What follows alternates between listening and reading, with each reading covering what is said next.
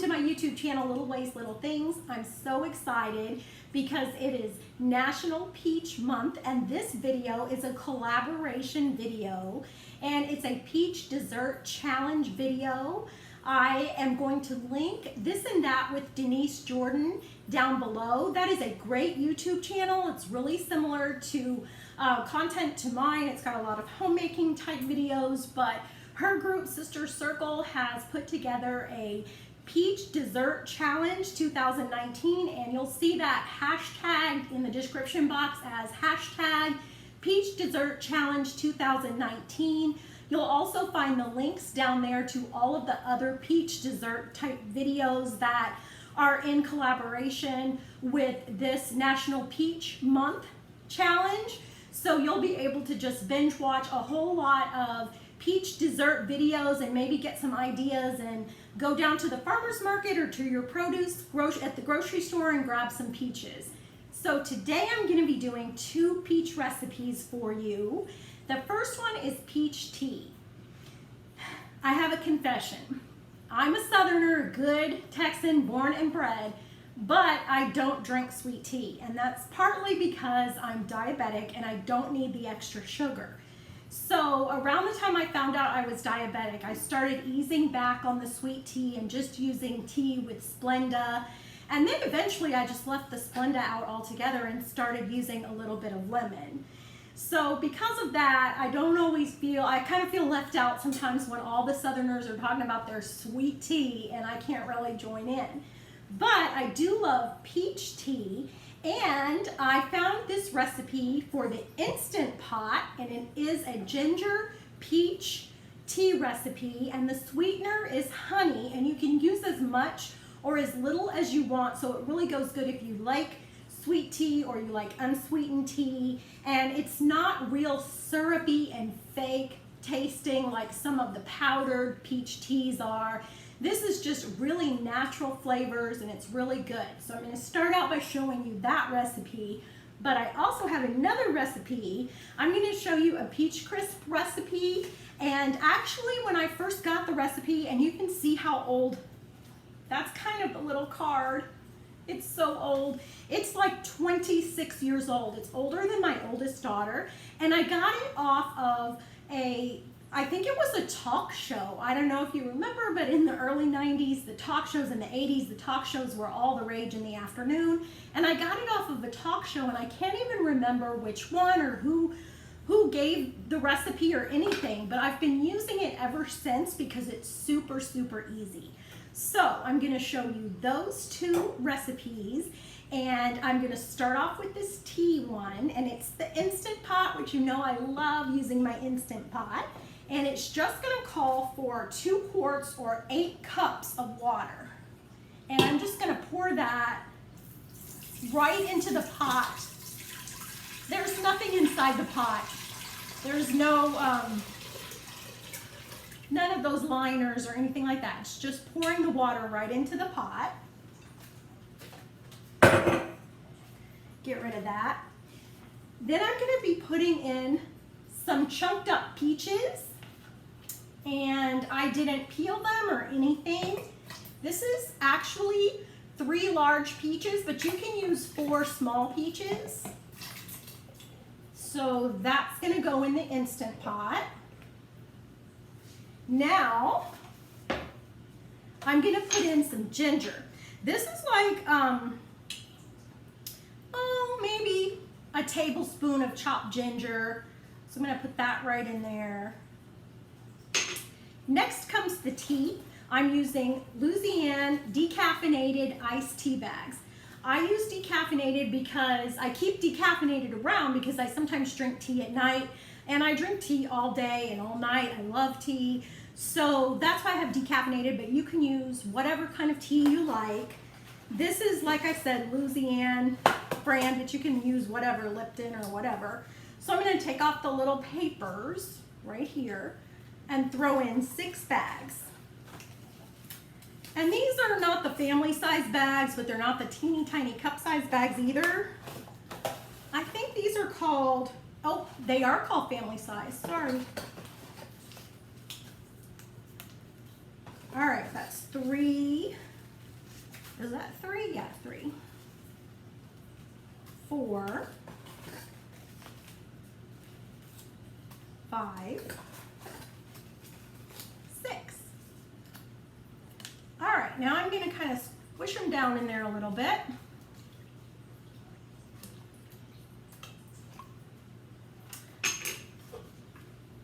And I'm going to put the top on.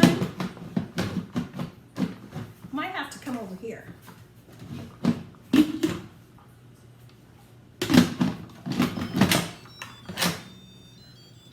I'm going to put it on sealing. That's super important not to have it on venting. All right, so I've got it on, I've got it sealed, and then I'm going to just put it on pressure cook. Mine doesn't, that's the button mine has for just regular cooking. So I'm going to put pressure cook and 15 minutes. After the Instant Pot was done, I actually let it sit for 15 minutes on its own and kind of release the steam on its own. And then I did a quick venting by moving the little knob to vent, and I let it vent the rest of the way. The next thing I'm going to do is take this old-fashioned, I don't know, maybe it's not old-fashioned, it's old-fashioned to me because I haven't sifted flour in a really long time, and now I have a different kind of sifter that has a little turn knob, but this is the sifter that I grew up with, not this exact sifter, but a sifter like this. So I'm putting it over a heat-safe bowl, and then I'm going to put a coffee filter right inside of it. And I'm going to basically strain the tea into this filter. So let's see. Yep, it's all done. It smells like tea. I'm going to kind of fish out the tea bags that we had kind of put in there. It's super hot, of course. It's been cooking for a while, so it's super hot. So be careful. I'm probably not going to refilm this, but that was thunder. We're just having an afternoon thunderstorm here in Texas. When it gets super, super hot, we often get those in the summer, and we just kind of ignore it. All right, there's another one.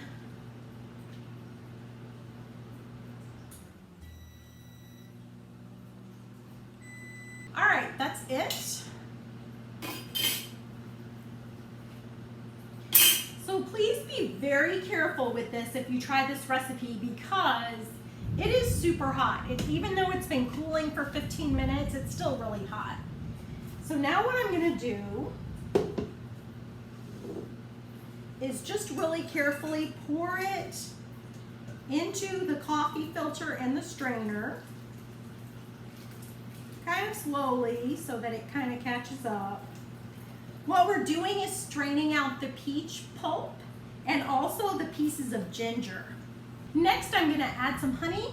This is a local Texas honey, so it's not real like local Houston or anything, but usually we get a really local honey from the farmer's market, and we haven't had a chance to get up to the farmer's market lately, so I'm using this Round Rock honey, and so it is a Texas honey, and I'm going to add just kind of whatever I feel like might be good at the moment. We're almost out of this honey too, so actually it's not going to be too sweet. You can always add more. I don't like to add a lot because, like I said earlier, I like my tea unsweet. So after I stir it, I'm basically just going to let it cool off here for a little while, and then I'll be pouring it into this pitcher. So the hard part is letting it cool while you really want a glass of it.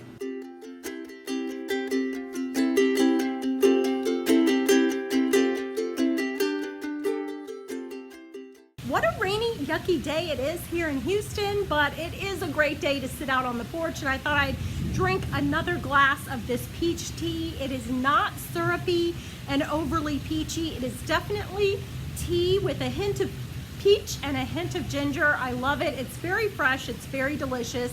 I hope you'll give it a try. And next, I think I'll go try the peach cobbler. Okay, I'm going to take a glass 9 by 13 inch pan and I'm going to spray it with a little bit of Pam. And I've sliced up a couple of peaches. It comes out to about 4 cups or 5 cups of fresh peaches that I've sliced. And yes, I've left the skin on a few of the pieces. That's perfectly okay. I'm also going to now add a half a cup of plain breadcrumbs. Please make sure they're plain and not spiced or Italian seasoning or anything, because that would be gross. Next, I'm adding a half a cup of sugar, and then I'm just going to kind of coat all of the peaches and toss them around in the sugar breadcrumb mixture. And the breadcrumbs are kind of my secret ingredient because I've never seen that used in another cobbler, but it sure thickens them up nice. The next thing that I'm going to do is zest this lemon. Now, sometimes you can buy lemons at the grocery store for like 4 or 5 for $1. That's not the lemon I'm talking about. Those are real teeny tiny lemons, and this is a pretty good sized lemon. It's not huge, but it's about a medium sized lemon, and you need that because of the juice that you're going to also put into the cobbler. Okay, I'm going to finish zesting up the lemon with this Pampered Chef lemon zester. I'll link it down below. I think they still sell it. I'm adding the zest to the peaches and also a half a teaspoon of vanilla. The next thing I'm going to do is cut the lemon in half so that I can juice it. You can just squeeze it directly out. You don't have to have one of these juicer things. That's what I have though, so I'm going to use it. And I just want to make sure I get all the lemon juice that I can out of it. So I'm just squeezing and squeezing as hard as I can. And you can substitute regular lemon juice if you want to, but I like the fresh better because you also get that rind. Just keep tossing the peaches together with all of the mixture in there. They're starting to release their liquids and get a little thick, so they look gorgeous. That means it's time to work on the crust. I'm putting 3/4 of a stick of butter along with 1 cup of flour and a half a cup of sugar into a mixing bowl. Then I'm going to start cutting in with the fork. And if you have a pastry cutter, you can use a pastry cutter. I actually have one, but I was just a little bit too lazy to go dig it out. So I'm just using this giant fork that came with my silverware set. It's like a serving fork. I've seen people use 2 forks and go really fast. I've seen them use knives. There's all kinds of ways you can do it, but I just like using this really giant fork. I'm going to add a dash of cinnamon in there and keep using the fork to basically incorporate the butter, the flour, the sugar, and the cinnamon all together into little crumbs. And you want to make sure it's really well incorporated and that it's all kind of equally mixed through. And that's why people say that you should keep doing it until the mixture resembles like little crumbs, like pea-sized crumbs. So that's what I'm going to keep doing, and it does take a while and it makes your arm a little sore, but if I hadn't been so lazy to get that pastry cutter out, it'd be a little easier. I'm adding a half of a teaspoon of vanilla there, and that's pretty much it. I'm just going to keep incorporating that mixture together until I feel like it's a really good mixture and there's lots of little crumbs. Then I'm going to actually start putting it on top of the peaches, and you don't have to do anything fancy. You just basically use your hand and scoop it right over the peaches. The next thing that I'll do is preheat the oven to 375 degrees, and I'm going to bake that cobbler for 45 minutes. And it is really hard to wait 45 minutes because you can start smelling it after a while, and it smells so good. Y'all, this peach cobbler is honestly the easiest and tastiest cobbler I've ever made, and it's so good with a scoop of vanilla ice cream. Well, thank you so much for watching. I'm going to put the recipes down in the description box along with links to the other videos in the Peach Dessert Challenge 2019. If you are new to this channel, please hit the subscribe button down below. There's a little bell down there that you can hit so that you'll be notified the next time I upload a video. And don't forget to hit the like and the thumbs up button. It really helps my channel.